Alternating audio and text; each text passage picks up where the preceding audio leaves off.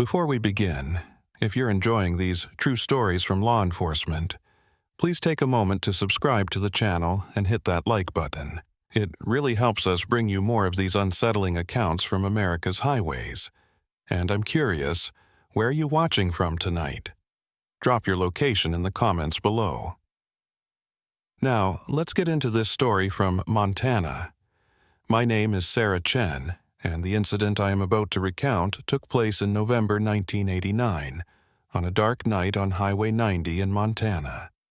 After transferring from the California Highway Patrol to the Montana State Police, I had come to Montana in search of wide-open spaces, peace, and a quieter life. Montana was the place where I found everything I was looking for. The highways were empty, the scenery was vast and clean, and the nights were so quiet you could hear your own heartbeat.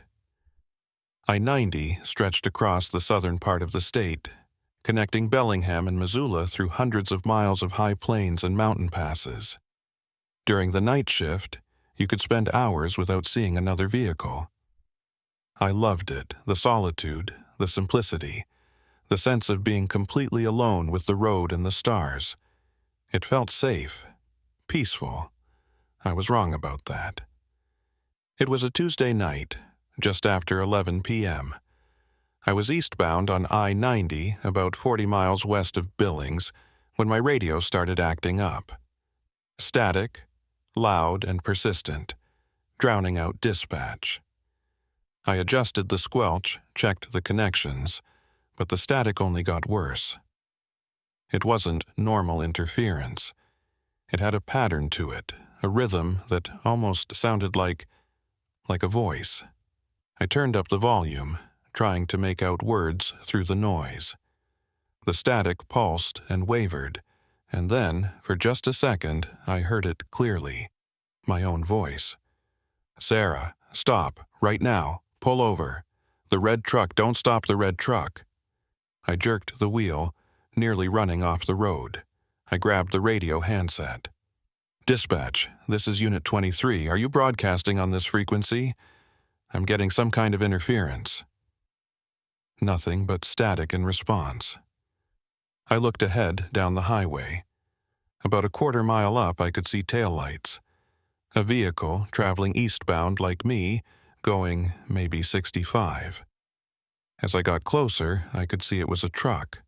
A red truck, newer model, probably mid-80s Chevy. The radio crackled again.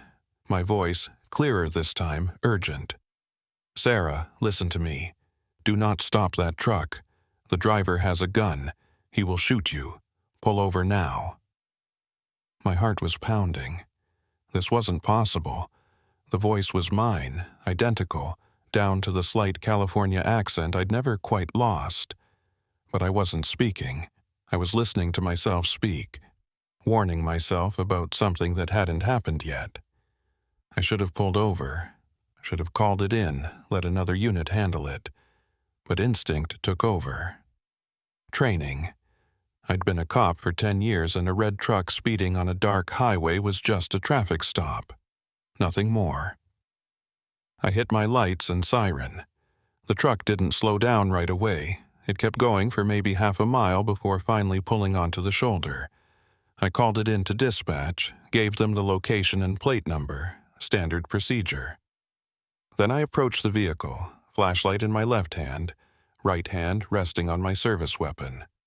The driver's window rolled down as I reached it. Male, 30s, dark hair, wearing a flannel shirt. He looked at me with eyes that were too wide, too alert. I could see his right hand moving toward something on the passenger seat. "Keep your hands where I can see them," I said, my voice steady despite the adrenaline flooding my system. He smiled. It wasn't a friendly smile. "You should have listened to the radio, Officer Chen." He knew my name. He shouldn't have known my name. His hand came up with a revolver. I don't remember deciding to move. I just did.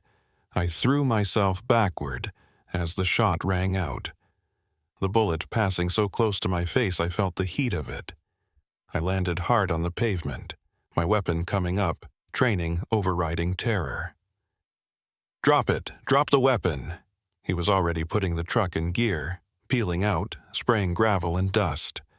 I fired twice at the tires but missed, and then he was gone, roaring down the highway at 90, 100 miles per hour.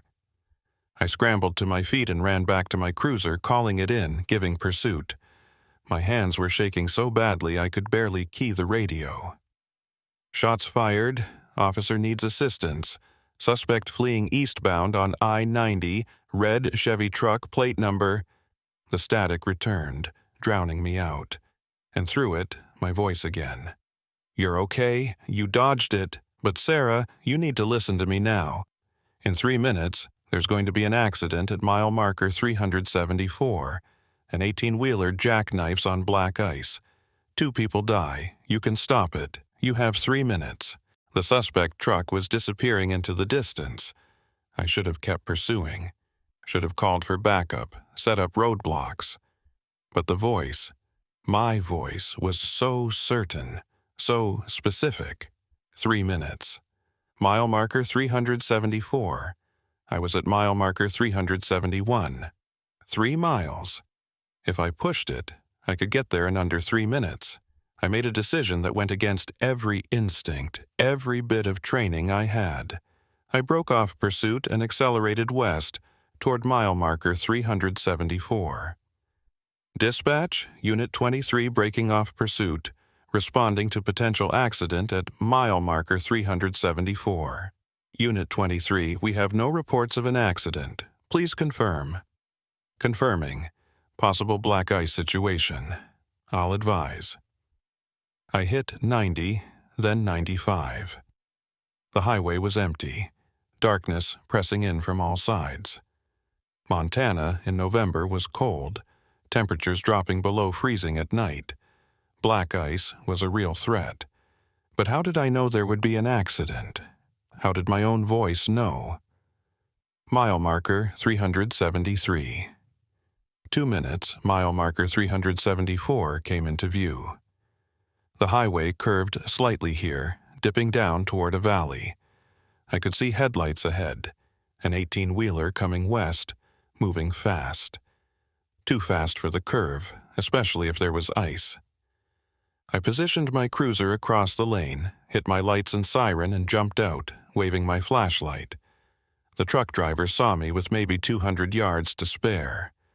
I saw him hit his brakes, saw the trailer start to slide, but he managed to straighten it, managed to slow down enough to stop about 50 yards from my position. The driver climbed down from the cab, furious. "What the hell are you doing? I could have killed you." "Black ice ahead," I said, my voice not quite steady.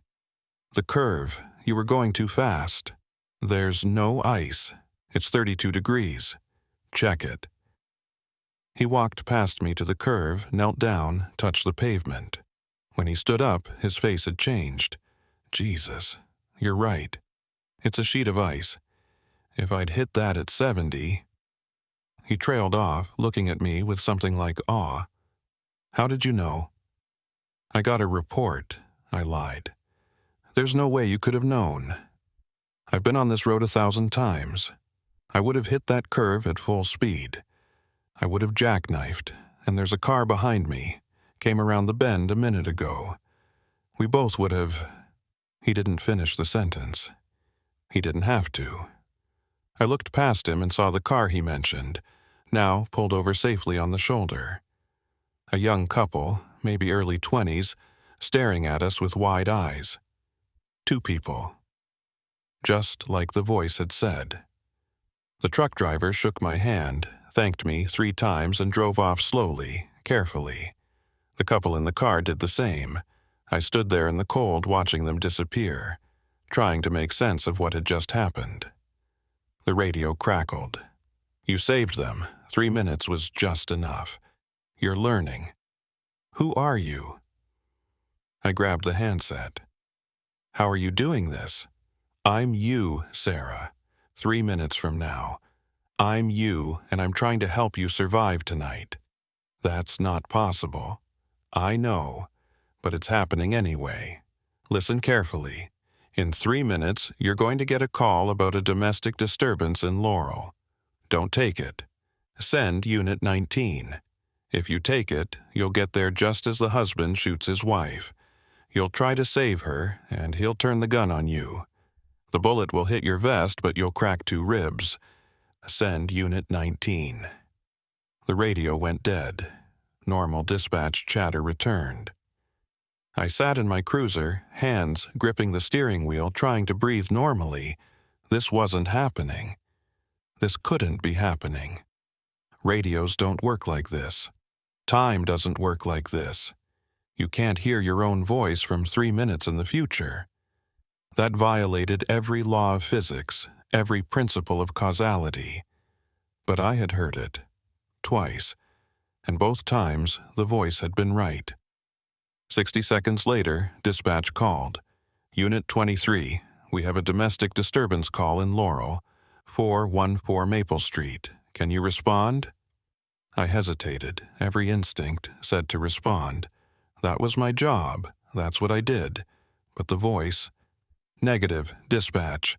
I'm tied up with the black ice situation. Can Unit 19 take it? Copy that. Unit 19, you copy? Unit 19 responding. I waited, listening to the radio traffic. Unit 19 arrived at the scene 4 minutes later. There was a confrontation, then silence, then the officer's voice shaken. Dispatch, I need an ambulance at 414 Maple Street. We have 1 female GSW to the chest, suspect down, officer involved shooting. The husband was armed when I entered. He'd just shot his wife. When he pointed the weapon at me, I fired. Is the victim alive? Barely, but yeah, she's alive. I closed my eyes. If I'd been the one to respond, I would have arrived seconds earlier. Might have prevented the husband from shooting his wife. But I also would have been the one he pointed his gun at. I would have taken that shot to the vest. The voice had known.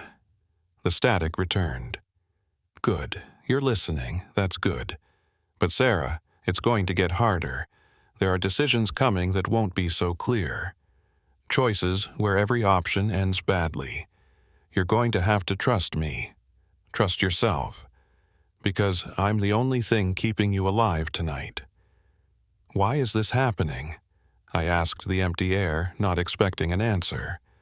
I don't know. Something about the frequency, the radio, the highway. Something opened up tonight. A gap. I can hear backwards through time and you can hear forward. But it's not just us. There are others. Other versions of you, making other choices, living other timelines. And Sarah, they're dying. One by one, they're dying. We're collapsing. I don't understand. You will. You have to. Because in 3 minutes, you're going to see something that will make you question everything. You're going to see me, not a voice, me, your future self. And when you do, you need to remember. I'm trying to save you, even when it doesn't look like it. What am I going to see? The radio went silent. I sat there, counting down 3 minutes in my head. 1 minute, 2 minutes, 3 minutes. A vehicle approached from the west, headlights cutting through the darkness. As it got closer, I could see it was a Montana State Patrol cruiser. Same model as mine, same year, same markings. It pulled up parallel to me on the opposite side of the highway. The driver's window was down. I looked across at the driver. It was me, she was me, same uniform, same face, same everything. But her expression was different. Haunted, exhausted. There was blood on her collar, and her right hand was bandaged. We stared at each other across the empty lanes of I-90. 2 Sarah Chens, existing simultaneously, 3 minutes apart in time. It gets worse, she said.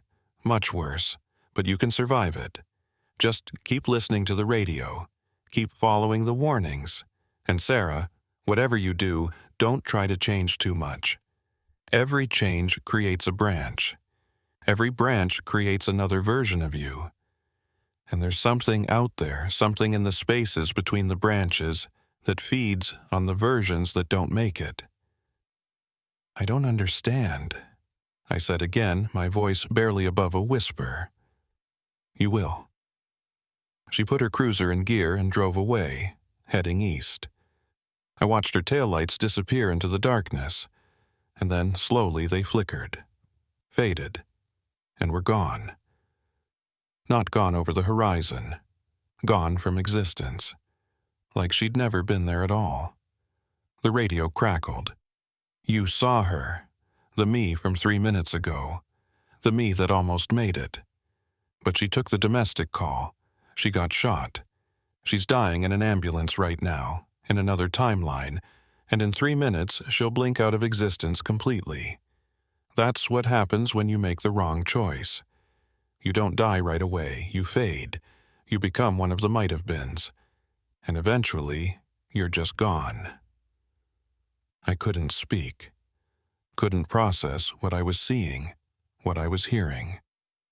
Sarah, I need you to understand something. There are hundreds of versions of you tonight, maybe thousands. All of us making different choices, following different warnings, living different timelines, but they're collapsing. The branches are breaking, and soon there will only be one of us left, one timeline that survives. We're all trying to be that one. We're all trying to make it to sunrise, but most of us won't. How do I make it? Keep listening. Keep trusting the warnings. And most importantly, don't stop. Don't pull over. Don't turn back. Don't try to investigate what's happening. Just keep driving east, keep taking the calls, keep surviving. Sunrise is 8 hours away. If you can make it 8 hours, you'll be the one that survives. You'll be the only Sarah Chen that's left. What happens to the others? There was a long pause. When the voice came back, it sounded sad. They become static. The radio went dead again. Normal traffic resumed. I sat there, trying to make sense of the impossible thing I'd just witnessed. I'd seen myself, my future self, and then I'd seen her disappear, erased from reality, because somewhere in another timeline she'd made a different choice. This wasn't just about surviving a shift. This was about surviving reality itself. I put my cruiser in gear and started driving east again. The highway stretched out before me, empty and dark. Somewhere out there, hundreds of versions of me were having this same realization. Some of them would make it. Most of them wouldn't. I had 8 hours to become the one that survived. The radio crackled again. Sarah, in 3 minutes, you're going to get a call about a stranded motorist at mile marker 381. You need to respond. But when you get there, don't get out of your car right away. Count to 30, then get out. If you get out immediately, you'll step on black ice, fall, hit your head on the bumper. You'll die in 45 minutes from a brain bleed alone on the highway while you fade out of existence. How many of me have already died tonight? I asked. I don't know. I can only see 3 minutes ahead. But Sarah, I can hear them, in the static, all the versions that didn't make it. They're still there, somehow, trapped in the spaces between timelines, and they're screaming. I turned the volume down on the radio. I couldn't listen to this anymore, couldn't process it. But even with the volume down, I could hear it. In the background, static, underneath the normal radio chatter. A sound like thousands of voices, all screaming in unison. All of them screaming my name. I had 8 hours to go, and I was starting to understand that surviving the night might be worse than not surviving it at all. The stranded motorist call came exactly when the voice said it would. Mile marker 381, 3 minutes after the warning. I responded, pulled up behind a broken-down sedan, and counted to 30 before opening my door. Through my windshield, I could see the ice patch. Right where I would have stepped if I'd gotten out immediately. It was almost invisible in the darkness, just a slight sheen on the pavement. I got out carefully, avoiding the ice. The motorist was a woman in her 50s, grateful and cold. Her battery had died. I jumped it, watched her drive away safely, and got back in my cruiser. The radio crackled immediately. "See?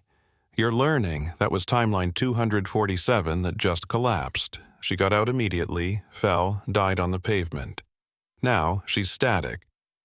But you're still here, still real. Keep going." "How many timelines are left?" I asked. "I can only see 3 minutes ahead, Sarah. But fewer than when we started, a lot fewer." I drove east, following the I-90 through the darkness. The highway was still empty, the Montana landscape vast and silent around me. But it felt different now. The emptiness felt wrong, like I was driving through a world that was slowly being erased. At mile marker 385, I saw another patrol car pulled over on the shoulder. My patrol car. I slowed down as I approached. The cruiser was empty. Door open, lights still on, but no one inside. I grabbed my flashlight and got out to investigate. That's when I saw her. Me, lying on the pavement behind the car, not moving. I ran over and knelt beside her. She was breathing, but unconscious. There was a wound on her head, blood matting her hair. She'd fallen, hit her head. This was timeline 247, the one that had just collapsed according to my radio. But she was still here, still physical, still bleeding. Her eyes opened. She looked at me with recognition and terror. "You're still here," she whispered. "You survived the ice. What happened to you?" I didn't count. I got out right away, fell, hit my head. "I've been lying here for..." She looked confused. "How long have I been here?" "I don't know." "Gosh, help me up. I need to get back in the car. I need to keep driving." I helped her to her feet. She was unsteady, leaning heavily on me. As we moved toward her cruiser, I felt it. A change in the air, a shift in pressure. Like reality was bending, she felt it too. No, it's happening. I'm collapsing. What do I do? Nothing. There's nothing you can do. I made the wrong choice. I'm not the timeline that survives. She looked at me with my own eyes, and I saw acceptance there, and fear. It doesn't hurt, it just fades, like falling asleep. But, Sarah, listen. There's something I figured out before I fell. The radio isn't just showing you the future, it's creating it.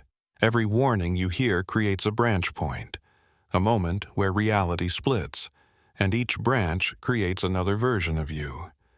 We're not collapsing because we're making wrong choices. We're collapsing because there are too many of us. Reality can't sustain this many timelines. Then how do I stop it? You don't. You just try to be the last one standing. She started to fade. Not disappear. Fade. Like someone was turning down her opacity, making her translucent. I could see through her to the highway beyond. She was still there, still physical, but becoming less real with each passing second. "It's not so bad," she said, her voice distant now. "I can hear them, all the other versions. We're not really dying, we're just becoming something else, part of the static, part of the..." She was gone. One moment there, the next, just empty air. Her cruiser was still there, door open, lights on, but no body, no blood, nothing to show she'd ever existed except my memory. The radio crackled. "You saw what happens when a timeline collapses. Now you understand. This is what we're running from. Not death. Erasure. Being unwritten from reality. And Sarah, it's accelerating. The branches are collapsing faster now. In the first hour, we lost maybe 50 timelines. In the last 10 minutes, we've lost 200. The pressure is building. Reality is trying to resolve itself, to get back to a single timeline, and when it does, only one of us will be left. How do I make sure it's me? You follow every warning. You make every right choice. You survive every 3-minute interval. There are 160 of them between now and sunrise. Every one is a chance to collapse. Every one is a test. And if you fail even once, you become static like the rest of them. I got back in my car and kept driving. The night was still young. I had 7 hours to go. The warnings came faster now. Every 3 minutes, like clockwork. Sometimes they were simple. Slow down, there's debris in the road. Sometimes they were complex. Take exit 427. Drive surface streets for 10 miles. Avoid the highway because in timeline 891 there's a pileup that kills you. Sometimes they were impossible. Pull over at mile marker 394 and wait 60 seconds before proceeding, because if you don't, you'll arrive at the next intersection 3 seconds too early and a drunk driver will T-bone you. I followed every one. I had no choice. Each time I did, I felt reality shift slightly, felt the weight of collapsed timelines pressing down on me. And each time, I caught glimpses of my other selves. At mile marker 402, I saw myself pulled over, talking to another version of myself. They were arguing about what the radio had said, about which timeline was real. As I passed, they both looked at me with hatred and envy. I was still singular, still real. They'd somehow split, become multiple, and now they were both collapsing. At mile marker 415, I saw myself crashed into a barrier. The cruiser crumpled. But my body was gone. Already faded, just an empty crashed car to mark where a timeline had ended. At mile marker 423, I saw myself standing in the middle of the highway, screaming at the sky. She saw me coming and ran at my car. I swerved to avoid her. In my rearview mirror, I watched her fade out mid-run, becoming translucent, then gone. The radio gave me a new warning. Sarah, this is important. In 3 minutes, you're going to see something that will make you want to stop. You're going to see a lot of us, dozens, maybe hundreds, all collapsed, all fading. They're going to beg you for help. Don't stop. If you stop, you'll see too much, you'll understand too much. And that understanding will collapse you too. Just drive through and don't look. What am I going to see? The others, all of them. Every timeline that didn't make it. 3 minutes later, I saw them. The highway ahead was full of patrol cars. Dozens of them, maybe hundreds, all pulled over at odd angles, emergency lights flashing. And standing among them, around them, behind them, were copies of me. Sarah Chen, repeated over and over, an army of identical women in identical uniforms, all staring at nothing, all fading. Some were fully formed, solid. Others were translucent. Others were just outlines, sketches of people. And some were nothing but shadows, human-shaped gaps in reality. They all turned to look as I approached. Hundreds of faces, all mine, all showing different emotions. Fear, anger, desperation, madness. Some of them started walking toward the road. Some of them were screaming, though I couldn't hear them through my closed windows. I gripped the steering wheel and kept driving. They crowded the highway, forcing me to slow down, to weave between the patrol cars and the fading copies of myself. Hands reached out toward me. Mouths moved, forming words I couldn't hear. One of them, more solid than the others, stepped directly in front of my car. I had to brake hard to avoid hitting her. She pressed her hands against my hood, staring at me through the windshield. Her mouth moved. "Help us. Please. We're still here. We're still real." But she wasn't. I could see the highway through her body. She was already gone, just didn't know it yet. I drove around her and accelerated, leaving the crowd of myself behind. In my rearview mirror, I watched them all fade out at once, like someone had hit a switch.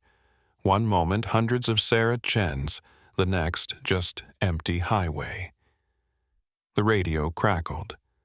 That was hard, I know, but you did it. You kept driving. That's how you survive. Don't look back, don't stop, don't try to help the others. There's only one timeline that makes it to sunrise, and it has to be ours. How many are left? 12. 12? Out of how many? I don't know how many we started with. Thousands, maybe. But now there are 12 versions of you, all trying to be the one that survives. And Sarah, I need to tell you something. I need to warn you about what comes next. What? The others, the ones that are left. They know about each other now. They know you exist. And some of them have decided they don't want to wait for reality to choose. They're going to try to force it. They're going to try to eliminate the competition. What does that mean? It means in 3 minutes, at mile marker 437, one of us is going to try to kill you. I felt cold. Why? Because if there's only one of us left, maybe the collapsing stops. Maybe that's how you win, by being the last Sarah Chen standing. I won't do it. I won't kill another version of myself. Then you better hope you're faster than she is, because she's made her choice, and in 3 minutes, you're going to have to make yours. Mile marker 437 came into view. There was a patrol car parked across both lanes, blocking the highway. No lights, no warning, just a roadblock. I slowed down, reaching for my weapon. This was insane. I was preparing to potentially shoot at myself, at another version of me who'd made different choices, followed different warnings, survived different collapses. I stopped 50 yards short of the roadblock, got out of my car, using the door as cover, weapon drawn. I don't want to hurt you, I called out. We can both make it. No, we can't. Her voice came from behind the patrol car. I've been listening to the radio longer than you have. I've heard things you haven't. There's only one timeline that survives. Only one Sarah Chen makes it to sunrise, and I've come too far, survived too much, to let it be anyone but me. She stood up from behind the car. Same uniform, same face, same everything. But her eyes were different, harder. She'd seen things I hadn't seen yet, done things I hadn't done yet. She had her weapon pointed at me. I'm sorry, she said. I really am. But one of us has to go, and I won't let it be me. We don't have to do this. We can both survive. The radio told me you'd say that. It also told me what happens if I listen to you. We both collapse. Right here, right now. 2 timelines trying to merge and reality rejects us both. I can't let that happen. Then what do you want me to do? Get back in your car and drive backward. Leave this stretch of highway. Find another route. And maybe one of us makes it. I started to lower my weapon, started to back toward my car. The radio crackled. My voice, urgent. Don't trust her. She's going to shoot you the moment you turn around. She's already decided. The only way you survive this is... I didn't wait to hear the rest. I dove to the side as she fired, the bullet passing through the space where I'd been standing. I rolled behind my car, came up in a firing stance. I didn't want this, she screamed. I didn't ask for any of this. Neither did I. But here we were. 2 versions of the same person, fighting for the right to be real. She fired again. The bullet hit my car, shattering the window. I returned fire, not trying to hit her, just trying to make her take cover. This is insane, I shouted. We're the same person. No, we're not. Not anymore. We stopped being the same person hours ago, when the timelines split. Now we're just competing possibilities, and only one possibility gets to be real. She was right. I knew she was right, but I couldn't accept it. Couldn't accept that the only way to survive was to erase other versions of myself. The radio crackled again. Multiple voices this time, all mine, all talking over each other. Shoot her. Don't shoot her. Drive away. Stay and fight. Surrender. Run. I couldn't tell which one was 3 minutes ahead. Couldn't tell which one was the timeline that survived. And then I realized, maybe none of them were. Maybe we were all going to collapse here and now because we'd created an impossible situation. 2 timelines trying to occupy the same space, the same moment, the same choice. The other, Sarah, stood up. She wasn't pointing her weapon at me anymore. She was looking at her hands, at her body, fading, becoming translucent. "No," she whispered. "No, I was so careful. I followed every warning. I made every right choice. How am I collapsing?" "Because this moment was always going to happen," I said, "and neither of us could survive it." "But you're still solid. You're not fading." She was right. I was still there, still real, and she was disappearing. "I'm sorry," I said. "Don't be. You won this round. But there are others. 10 more of us, somewhere on this highway, and sooner or later you'll have to face them too, and maybe next time you'll be the one who fades." She disappeared. Her patrol car stayed behind, blocking the road. I moved it to the shoulder and kept driving east. The radio was silent for a long time. When it finally spoke, the voice was different. Tired, sad. 6 left. 6? What happened to the others? They collapsed, all at once. When you survived that encounter, it created a cascade. Every timeline where you didn't survive couldn't exist anymore. They all resolved at once. 6 of us left, Sarah. And sunrise is still 4 hours away. 4 hours. 80 3-minute intervals. 80 chances to collapse. 80 tests to pass. And 5 other versions of me, somewhere on this highway trying to do the same thing. "What happens when we get to 1?" I asked. "When there's only 1 timeline left, does the radio stop?" "I don't know. I've never made it that far." "What?" "I'm not the Sarah Chen you'll be in 3 minutes. I'm one that collapsed hours ago, but I'm still here, in the static, in the space between timelines. We all are. Every version that didn't make it. We're all trapped in the radio frequency, watching you, warning you, trying to help you survive so that at least one of us makes it. But if you're already collapsed, how are you talking to me?" "Because we're not really gone. We're just elsewhere. In the static, in the space between seconds. And from here we can see 3 minutes ahead. We can see the choices, the branches, the collapse points. We can warn you, but we can't save you. You have to save yourself." I drove in silence for a while, processing this. I wasn't hearing my future self. I was hearing my collapsed selves, all the versions of me that hadn't made it, that had been erased from reality, reaching back through the static to try to help me survive. "How many of you are there?" I asked. "Thousands. Maybe tens of thousands. Every choice we made tonight created a branch. Every branch created another version of us, and almost all of them collapsed. We're all here now, in the static, watching the final 6 try to make it to sunrise. And if I make it, if I'm the one that survives, what happens to all of you?"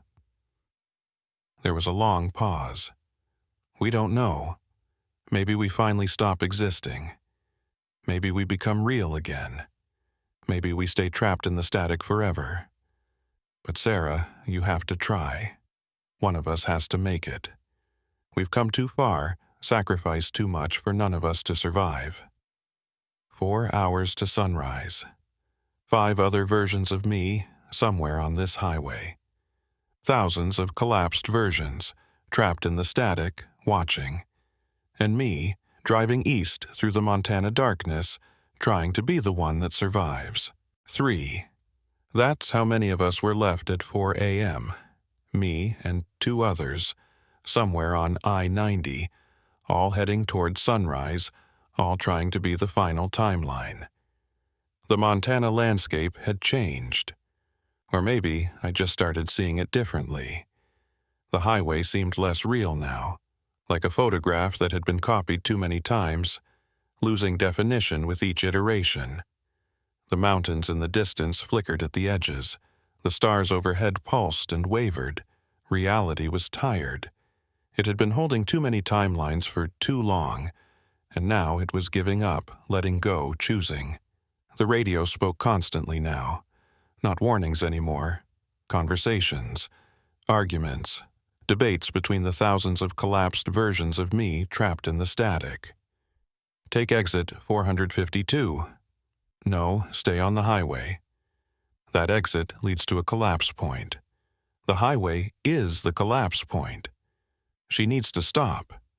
She needs to keep moving. It doesn't matter anymore. We're all going to collapse. One of us has to make it. I couldn't tell which voices to trust anymore. They were all me, but they'd all made different choices, followed different warnings, lived different nights. Some had collapsed 5 minutes into the shift. Some had lasted for hours. All of them thought they knew the way to survive, but all of them had failed. Except maybe one was right. Maybe in that chaos of static voices, one of them had figured out the pattern, the trick, the way to make it to sunrise. Or maybe they were all wrong, and I had to find my own way.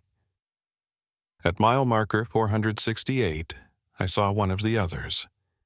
She was heading west, wrong direction. We were both going maybe 60, and we passed each other in a split second. But in that split second, I saw her face, my face, and I saw the recognition, the fear, the desperate hope. She was running, not toward sunrise, but away from it, trying to escape whatever was coming. The radio erupted with voices. That's timeline 3, she broke an hour ago. Heard too much static, understood too much. Now she's trying to escape by driving backward through the night. It won't work. It might work. It's never worked. But maybe this time there is no maybe. There's only one timeline that survives, and it's the one that makes it to sunrise. What happens at sunrise? I asked. Silence. For the first time all night, the static voices went quiet. Then one voice, older, wiser, sad beyond measure. We don't know. None of us have made it that far. But we think that's when it ends. When reality finishes choosing. When all the branches resolve into a single trunk. If you make it to sunrise, you'll be the only Sarah Chen that ever existed on November 17th, 1989. The rest of us will be erased completely. Not just collapsed, but unwritten. Retroactively removed from causality. But I'll remember you. I'll remember this night? Maybe. Or maybe you'll wake up thinking you just worked a normal shift. Maybe the memory of all this collapses too. We don't know. We can only see 3 minutes ahead. Sunrise is still hours in the future. 2 hours. 40 3-minute intervals. 40 more chances to collapse. And 2 other versions of me, one heading east toward sunrise, one heading west away from it. The voice spoke again, quieter now. Sarah, you need to understand something. The other 2, the ones still solid, they've made different choices than you. They've heard different warnings, followed different paths. You're not the same person anymore. You've diverged too far. When you meet them again, and you will meet them, don't expect them to help you. Don't expect mercy. One of you survives. The other 2 collapse. That's all that matters to them. It doesn't have to be that way. Yes, it does. Reality can't sustain 3 of you. It can barely sustain 1. The pressure is building. You can feel it, can't you? The weight of all the collapsed timelines pressing down on existence. It's going to break soon. And when it does, reality will choose. Maybe it chooses you. Maybe it chooses one of the others. Maybe it chooses none of you. And this whole night collapses, and November 17th, 1989 never happens at all. I felt it, the pressure. Like atmospheric weight before a storm, but inside my head, inside my chest. The universe was groaning under the strain of too many possibilities, too many branches, too many Sarah Chens trying to exist at once. At mile marker 483, Montana ended. I crossed into Wyoming.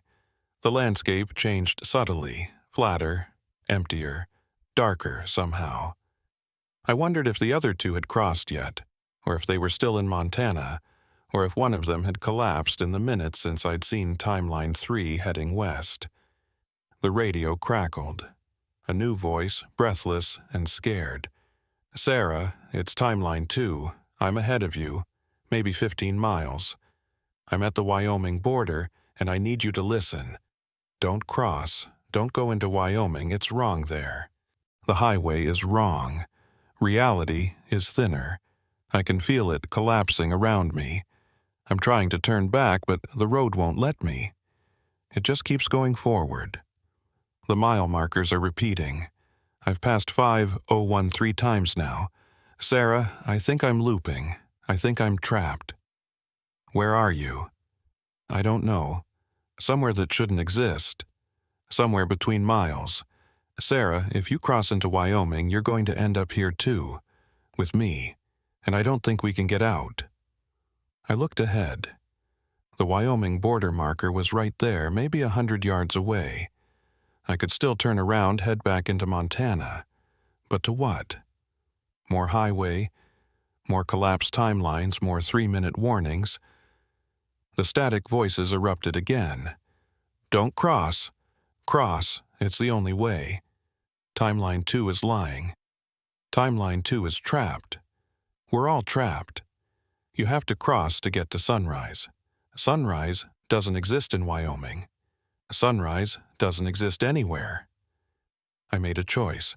I crossed into Wyoming. For a moment, nothing changed. The highway stretched ahead, normal and dark. Mile marker 501. Then 502. Then 503. Then 501 again. I checked my odometer. I'd driven 3 miles. But the mile markers were repeating. 501. 502. 503. 501. 502. 503. "Told you." Timeline 2's voice on the radio, bitter and afraid. "We're looping now. Welcome to nowhere." I tried to turn around, but the highway wouldn't let me.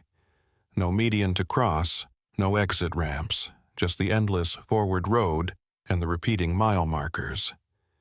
"How long have you been looping?" I asked. "I don't know. Minutes? Hours? Time isn't working right here. The radio says 3 minutes keep passing, but my watch hasn't moved." I looked at my watch. She was right. It was frozen at 4:17 a.m., the same moment I'd crossed into Wyoming. "We're stuck," Timeline 2 said. "This is what happens when there aren't enough timelines left. Reality can't decide which way to go, so it loops. We'll drive forever, passing the same 3-mile markers, while the rest of the world moves on without us. There has to be a way out." "Then find it, because I've been trying for—" She paused. "I don't know how long. The radio's telling me it's been 3 minutes, but I've passed mile marker 501 at least 50 times." I drove, watching the markers repeat. 501, 502, 503, 501, 502, 503. Over and over. The landscape outside didn't change either. Same flat emptiness. Same dark sky. Same absence of anything real. The static voices were quieter here, like they couldn't reach into this loop, this pocket of broken causality. Then I saw her. Timeline 2. Her patrol car was ahead of me, visible now at the edge of my headlights. As I got closer, she slowed down to match my speed. We drove side by side for a moment, looking at each other through our windows. She looked exhausted, defeated, like she'd been driving for years instead of hours. "There's a theory," she said over the radio, "that the loop breaks if there's only one of us. If you want to get out, you have to make sure I don't. I'm not killing you. Then we both stay here forever, looping through the same 3 miles until we run out of gas, then sitting in dead cars until we fade out of existence. Is that what you want? There has to be another way." "There isn't. I've had a lot of time to think about this. A lot of loops. The math is simple. 2 timelines in the same space create a paradox. The paradox creates a loop. The loop ends when the paradox resolves. And the paradox only resolves when one of us is gone." She was accelerating now, pulling ahead. Then she slammed on her brakes, turning her cruiser sideways across both lanes. A roadblock again. I stopped 50 yards short. Not this again. Please, not this again. "I'm sorry," her voice came over the radio, "but I'm getting out of this loop, even if I have to end you to do it." She got out of her car, weapon drawn. I did the same. 2 Sarah Chens facing each other on a stretch of highway that didn't exist, in a moment frozen at 4:17 a.m., with mile markers that repeated forever. "Last chance," she said. "Get back in your car and drive backward. Maybe the loop lets you go, maybe it doesn't. But if you won't try, then I have to assume you're the reason we're stuck. I just got here. You were already looping when I arrived. Maybe you caused it by arriving. Maybe the loop started because there were 2 of us. I don't know, but one of us leaves or both of us stay." The radio crackled, the static voices finding us again. "She's wrong. She's right. The loop isn't because of 2 timelines. The loop is because you're avoiding a collapse point. The loop is the collapse point. You both collapse if you fight. One of you collapses if you don't." I couldn't tell which voice was right. Couldn't tell if timeline 2 was trapped before I arrived or if my arrival trapped us both. Couldn't tell if fighting would free us or doom us. So I did the only thing I could think of. I put my weapon away. "I'm not doing this," I said. "I'm not fighting another version of myself. If we're stuck here, we're stuck together. And maybe that's how the loop breaks. Not by one of us dying, but by both of us choosing not to kill." She stared at me. Then slowly she lowered her weapon. "You really think that'll work?" "I don't know. But it's better than..." Reality shifted. Hard.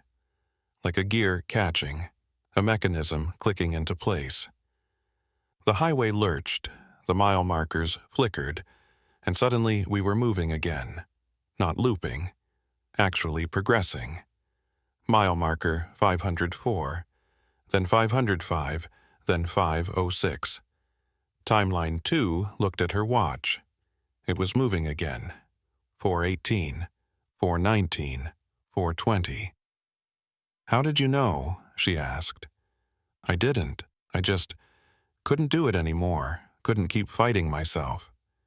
She got back in her car. "We're moving again, but Sarah, we're both still here. Both still solid. How is reality sustaining 2 of us?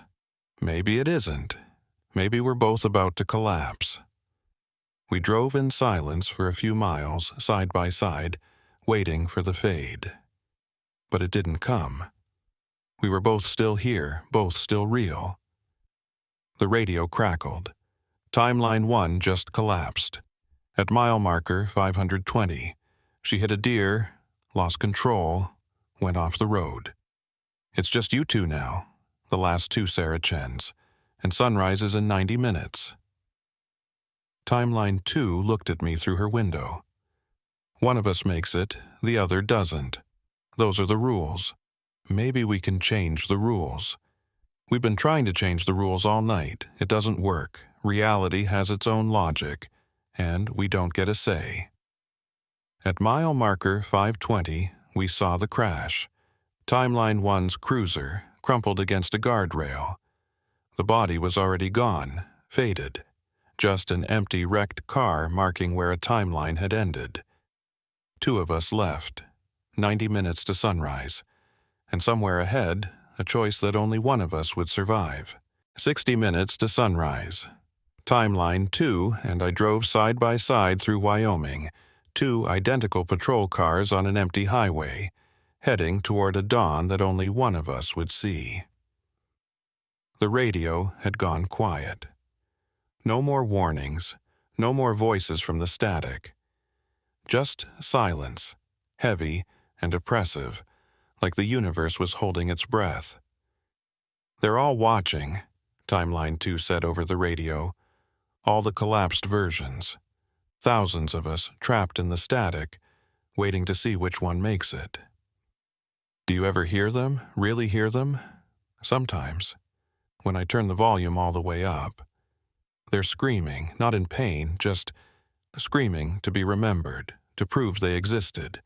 They're terrified that when one of us makes it to sunrise, the rest will be completely erased. Not just collapsed, but retroactively unwritten from causality. Like we never existed at all. I thought about that. Thousands of versions of me, all living different nights, making different choices, and all of them would be unmade when reality finally chose. What if neither of us makes it? I asked. Then November 17th, 1989 never happened. The whole day collapses.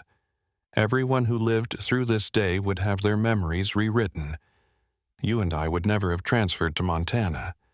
Never worked this shift, never encountered whatever started all this. Do you know what started it? What caused the timelines to split? I've had theories. Maybe it was the radio frequency, something about the wavelength that interacts with time. Maybe it was the highway itself, some quantum property of this specific stretch of I-90. Maybe it was us, something about our consciousness that created a resonance.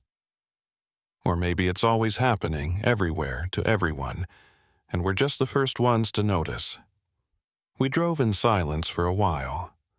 Mile marker 540, then 550, then 560.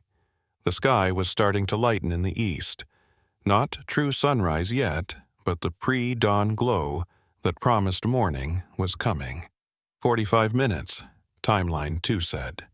At mile marker 570, we saw it. A light in the distance, different from headlights or emergency flashers. It was golden, warm, pulsing slightly. As we got closer, I realized what it was. Sunrise. Actual sunrise, localized, happening in a single spot on the highway. A pocket of dawn while the rest of the sky was still dark. That's it, Timeline 2 said. That's where it ends, where reality chooses. We both slowed down, approaching carefully. The golden light was coming from a spot right in the middle of the highway, maybe 100 yards ahead. It looked like a door made of sunlight, standing vertically on the pavement. The radio crackled one last time, the voices of all the collapsed timelines speaking in unison. One of you drives through, the other doesn't. That's the choice. That's how it ends. Timeline 2 stopped her cruiser. So did I. We got out and walked toward each other, meeting in the space between our vehicles, in the glow from that impossible sunrise. We could both drive through, I said. Together. Maybe that's how we change the rules. We've been trying to change the rules all night. Every time we try, timelines collapse. Reality has its logic, and it's trying to resolve. If we both drive through, we both collapse. You don't know that. Yes, I do. Because I've seen it. I'm 3 minutes ahead of you, remember? In my timeline, I already tried to drive through with you. We both collapsed. That's why I'm stopped here now. That's why I'm talking to you instead of just driving through." I looked at her carefully. "You're lying. Maybe. Or maybe I'm telling the truth, and you just don't want to hear it. If you're 3 minutes ahead, tell me what happens next. Tell me what I'm about to do." She was quiet for a long moment. Then, "You're going to realize that I'm not 3 minutes ahead. I'm 3 minutes behind. You're the future version. I'm the past. And you're going to have to decide whether to tell me the truth about what happens when you drive through that light." She was right. I could feel it. The temporal relationship between us. I was older, had experienced 3 more minutes of collapsed possibilities, had seen something she hadn't seen yet. "What happens?" she asked. "If you've already driven through, if you've already seen what's on the other side, tell me, is it worth it? Does one of us really survive?" I opened my mouth to answer and realized I didn't know, couldn't remember. My memory of the next 3 minutes was gone, wiped clean, like my future self had chosen not to remember. "I don't know," I said honestly.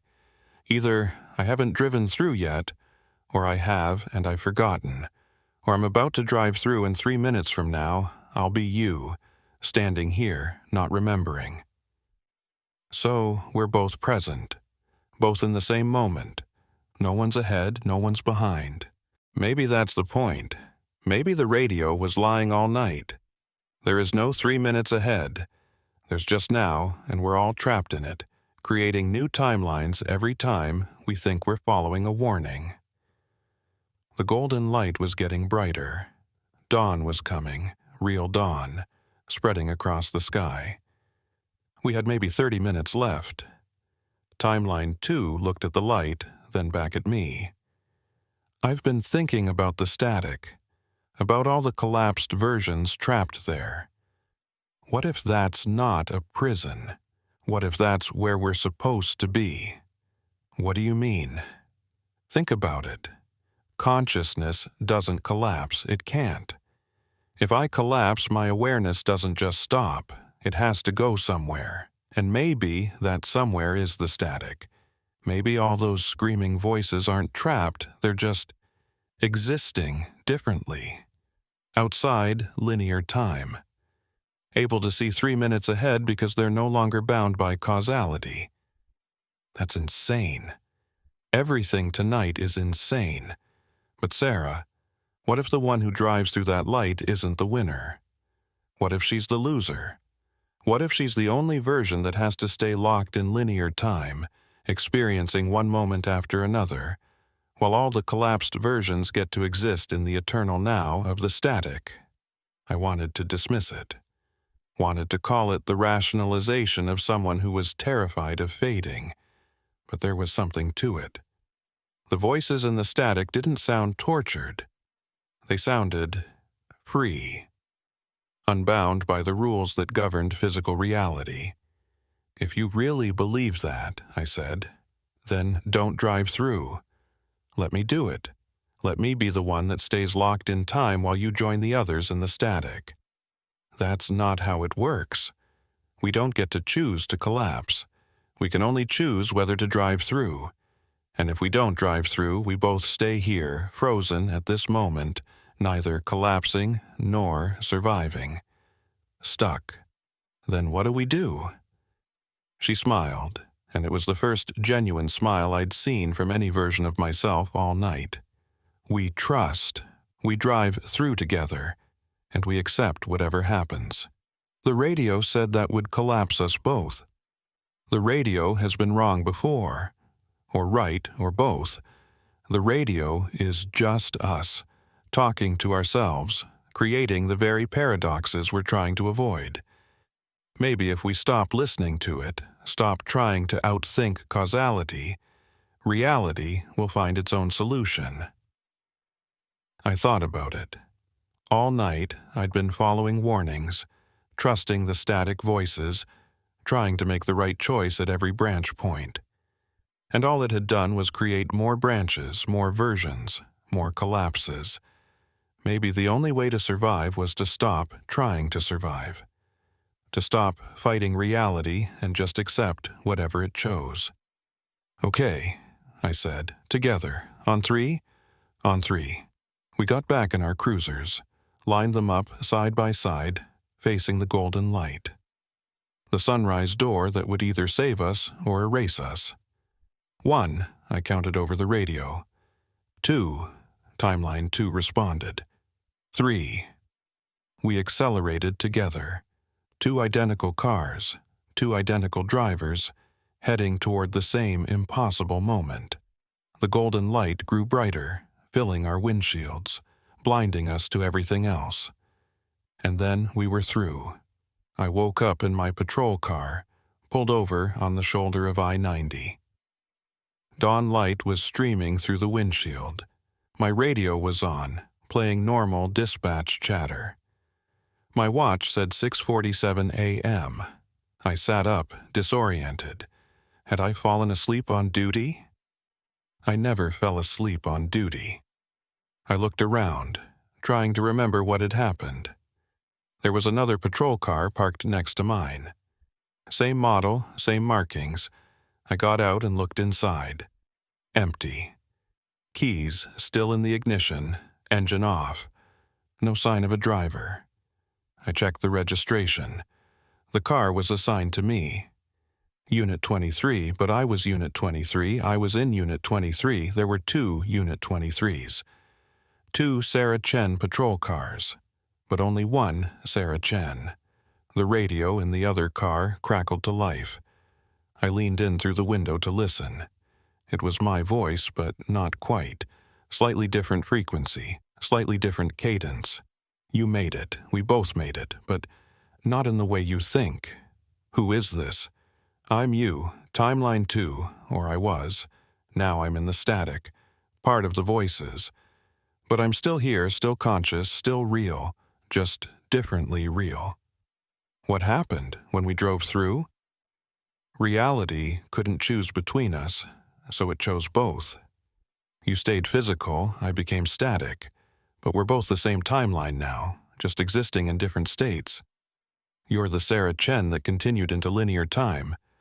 I'm the Sarah Chen that joined the collapsed versions in the eternal now. Are you okay? She laughed. It sounded free. I'm better than okay. I can see everything now, every timeline, every choice, every possibility. I'm not trapped in 3-minute intervals anymore. I'm all the 3-minute intervals at once. And, Sarah, I'm not alone. We're all here. All the collapsed versions. Thousands of us. And we're not screaming anymore. We're singing. I sat down on the hood of my car, trying to process this. So I'm the only physical Sarah Chen left. In this timeline, yes, but we're still connected. You'll still hear us sometimes when you listen to the static. We'll still warn you, still guide you, because we're not separate anymore. We're all versions of the same consciousness, just expressing differently. What about the other timelines?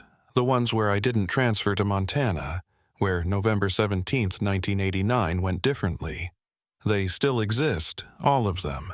Reality doesn't collapse timelines, it just resolves them. Decides which one gets to be physical. All the others become static, become possibility, become memory. And they're all real. Just differently real. I looked at the sunrise, at the golden light spreading across the Montana landscape. It was beautiful, normal, like nothing impossible had happened here. Will I remember this night? I asked. You already don't, not fully. Your physical mind couldn't hold all of it, so it let most of it fade. In a few minutes, you'll barely remember. You'll think you fell asleep on duty, had strange dreams, but somewhere deep down, you'll know. And sometimes when you hear static on your radio, you'll remember us. All the versions of you that chose differently. I don't want to forget.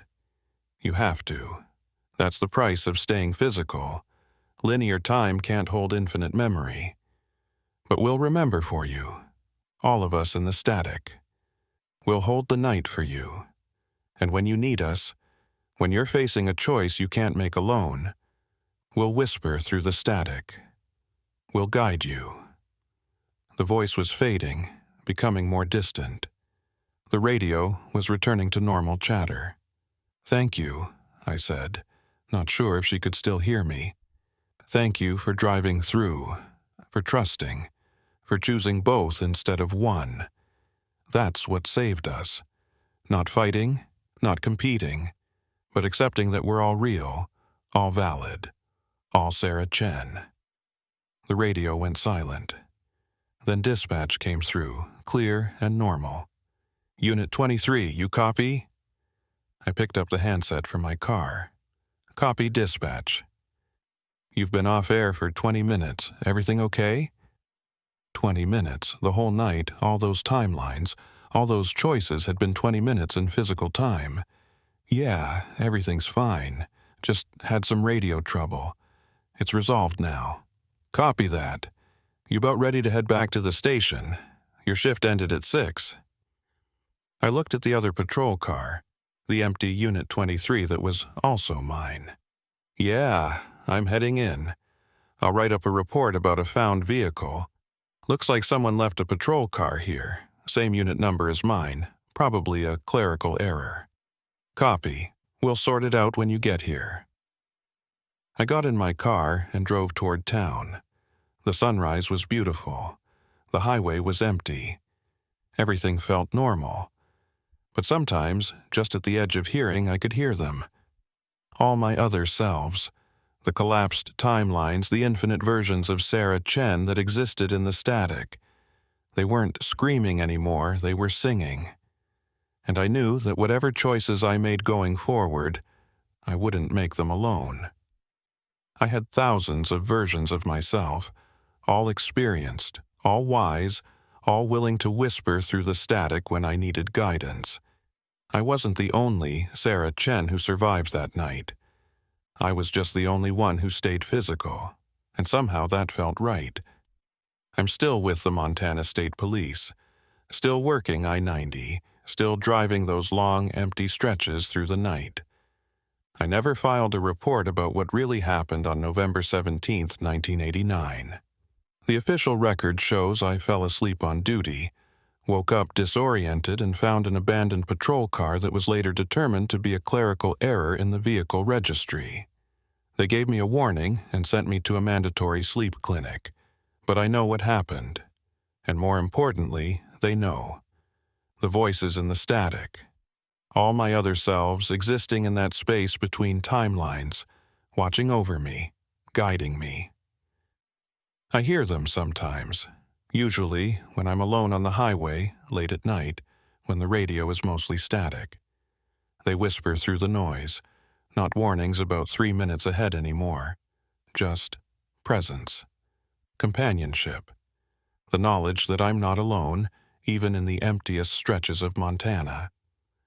Other troopers have started reporting strange things on I-90, radio anomalies, moments of missing time, sightings of identical patrol cars. The department assumes it's just stress, isolation, the psychological toll of working night shifts in such remote territory. But I know better. The timelines are still there, all of them, playing out in parallel. And sometimes they brush against our physical reality, creating moments of overlap, instances where the static becomes briefly solid. I'm not afraid of it anymore. I'm part of something bigger now. Not just one Sarah Chen, but all of them, all the choices, all the possibilities, all the versions existing simultaneously in the quantum foam of reality. And when people ask me if I believe in the supernatural, in things beyond our understanding, I smile and tell them the truth. I don't believe. I know. Because every night, when I drive east on I-90 toward sunrise, I'm not alone. I'm driving with thousands of versions of myself, and we're all real, just differently real.